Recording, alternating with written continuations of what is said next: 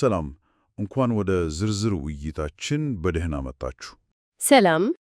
ዛሬ በአዲስ አበባ ከተማ ሊተገበር ስለታሰበው አዲስና ዘመናዊ የመኪና ማቆሚያ ስርዓት ነው የምናወራው። አዎ፣ በጣም ወቅታዊና አስፈላጊ ርዕስ ነው። ትክክል።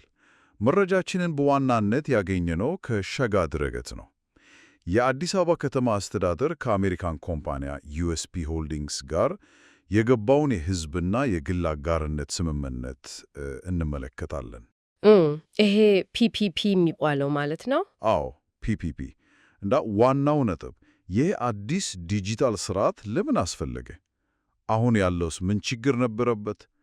አዲሱስ ምን ጥቅም ያመጣል የሚለውን ነው በደንብ የምናየው። በእርግጥም አሁን ያለው ስርዓት ያው ብዙ ሲባልለት የነበረ ነው፣ ብዙ ክፍተቶች ያሉበት።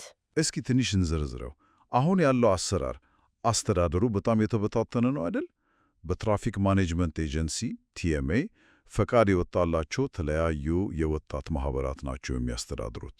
ልክ ነው። እና ዋናው ችግር እሱ ይመስለኛል፣ ማዕከላዊ ቁጥጥር የለውም። እና በጣም ይገርመው ደግሞም በአንዳንድ ቦታዎች እኮ በሰዓት እስከ 100 ብር የተከፈለ ከተማው ያገኘው ገቢ እጅግ በጣም ትንሽ መሆኑ ነው። አዎ፣ ያንን መረጃ ሳይ እኔም በጣም ነው የገረመኝ። በ2021 9 ወራት ውስጥ ከተማው ያገኘው 1.8 ሚሊዮን ብር ብቻ ነው አሉ። አስበሸዋል? 1.8 ሚሊዮን ብር ብቻ! ይሄን ሁሉ መኪና እያስተናገዱ ማለት ነው። አዎ፣ በተለይ ደግሞ 60% የሚሆነው የሀገሪቱ ተሽከርካሪ አዲስ አበባ ውስጥ እንደሆነ ሲታሰብ ይሄ እኮ የብክነቱን መጠን ነው የሚያሳየው። እውነት ነው። የገንዘብ አያያዙም እኮ በጥሬ ገንዘብ ላይ የተመሰረተ መሆኑ ያው ለዚህ አስተዋጽኦ አድርጓል ይመስለኛል። በትክክል የተማከለ የክትትል ስርዓት ሳይኖር ሲቀር ገቢ በቀላሉ ሊፈስ ይችላል። በፊቱም ሙከራዎች ተደርገው ነበር ለማዘመን። አዎ ሰምቻለሁ። ግን ብዙዎቹ አልተሳኩም አበል? አዎ፣ አብዛኞቹ ብዙም ውጤት አላመጡም። ያው የተቀናጀ ቴክኖሎጂ እና ጠንካራ ቁጥጥር ስለነበር ይመስለኛል። ባለ 15 ፎቁ ግን አዎ፣ የሜክሲኮ አካባቢ ያለው እሱ እንደ ስኬት የሚጠቀስ ነው። ልክ ነው። እሱ የተሳካ ፕሮጀክት ነበር። አሁን ግን መፍትሄ ይሆናል ተብሎ ታሰበው ይሄ የሕዝብና የግል አጋርነት ፒፒፒ ነው፣ ከአሜሪካው ዩኤስፒ ሆልዲንግስ ጋር የተገባው ስምምነት። እሺ፣ ስለዚህ ዩኤስፒ ሆልዲንግስ ምን አይነት ኮምፓኒያ ነው? ልምዳቸውስ? መረጃው እንደሚለው ከሆነ በአሜሪካ ወደ 30 ዓመት ገደማ ልምድ አላቸው። ኦ፣ ሰፊ ልምድ ነው ማለት ነው። አዎ፣ ዋሽንግተን ዲሲ ውስጥ በትንሹ በ30 መኪና አገልግሎት ጀምረው አሁን በትልልቅ ከተሞች አየር ማረፊያዎች፣ ስታዲየሞች ላይ ሁሉ የሚሰሩ ናቸው። በጣም ጥሩ። ያ ልምድ ያው ለአዲስ አበባ ፕሮጀክት ስኬት በጣም አስፈላጊ ነው። በእርግጠኝነት በመጀመሪያው ዙር የት አካባቢ ነው የሚተገበረው?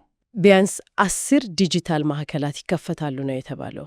ለምሳሌ ስታዲየም፣ ካዛንችስ፣ 4 ኪሎ፣ አዲሱ ኮንቬንሽን ማዕከል አካባቢም አሉ። አዎ፣ እዛም ይኖራል። በጣም ጥሩ። እስኪ ስለ ቴክኖሎጂው ትንሽ እንነጋገር። እንዴት ነው የሚሰራው? ከድሩ በምን ይለያል? ዋናው ነገር ራስ ሰር ቁጥጥር ላይ ማተኮሩ ነው።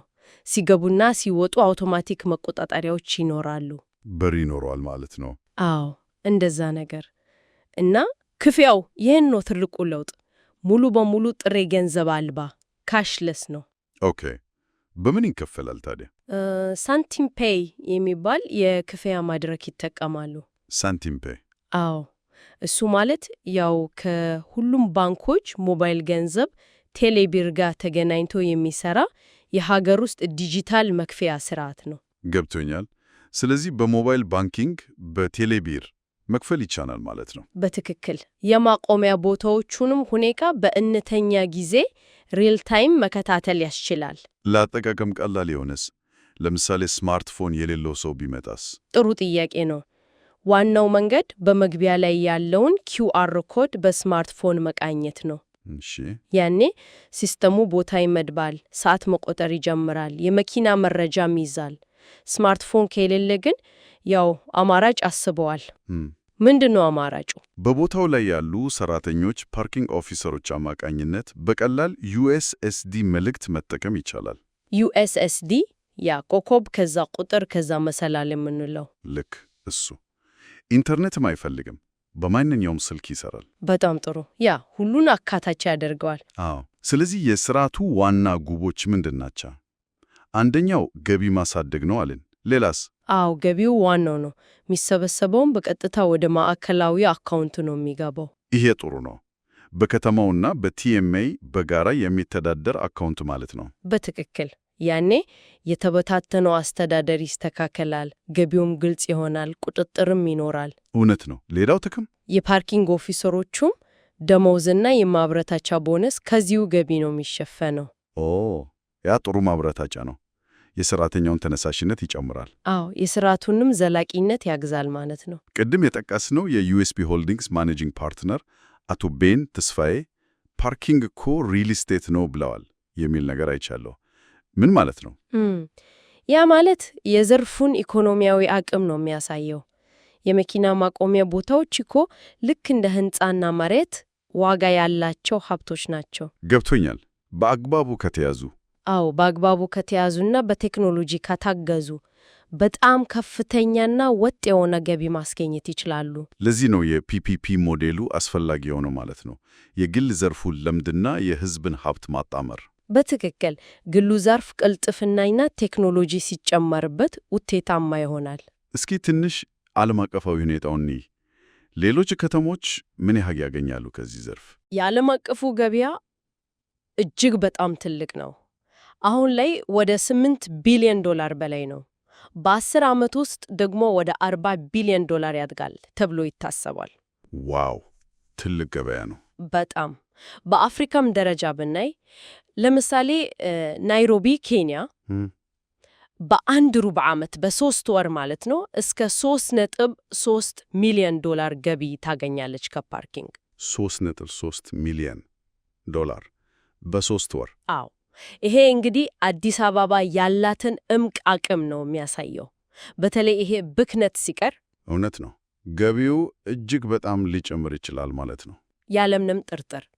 እንግዲህ ስናጠቃልለው አዲስ አበባ ከዚህ በፊት ከነበረው እጅግ ዝቅተኛ ገቢ እና ውጤታማ ካልነበረ ስርዓት በቃ የወጣች ነው ማለት ነው። አዎ ወደ ዘመናዊ በቴክኖሎጂ ወደ ታገዘ ገቢን በአግባቡ መሰብሰብ ወደሚያስችል አሰራር እየተሸጋገረች ነው። የዩኤስፒ ሆልዲንግስ ልምድና ቴክኖሎጂም ለዚህ ስኬት ወሳኝ ይመስላል። በጣም ቁልፍ ሚና ይኖረዋል። ጥሩ ነው። ለመደምደም ያህል ምናልባት አድማጮች እንዲያስቡበት አንድ ጥያቄ ማንሳት እንችላለን። እሺ ምንድን ነው? ይሄ የመኪና ማቆሚያን ዲጂታል የማድረግ እርምጃ ከገቢ መጨመርና ከአገልግሎት ቅልጥፍና ባለፈ በአጠቃላይ የከተማዋን የቴክኖሎጂ መሰረተ ልማት በማዘመን እና ሌሎች የሕዝብ አገልግሎቶችን ዲጂታል በማድረግ ሂደት ላይ ምን አይነት ሰፋ ያለ ተጽዕኖ ሊኖረው ይችላል? ጥሩ ነጥብ ነው። ለሌሎች አገልግሎቶችስ እንደመነሳሳት ሊያገለግል ይችላል ወይ? አዎ በትክክል የነዋሪዎችን የዕለት ተዕለት እንቅስቃሴ በተለይ ከፓርኪንግ ፍለጋና ክፍያ ጋር በተያያዘ በምን መልኩ ሊቀይረው ይችላል? እነዚህ በጣም አስደሳች ጥያቄዎች ናቸው። አድማጮቻችን በእርግጥም ሊያስቡባቸው የሚገቡ ናቸው ይመስለኛል።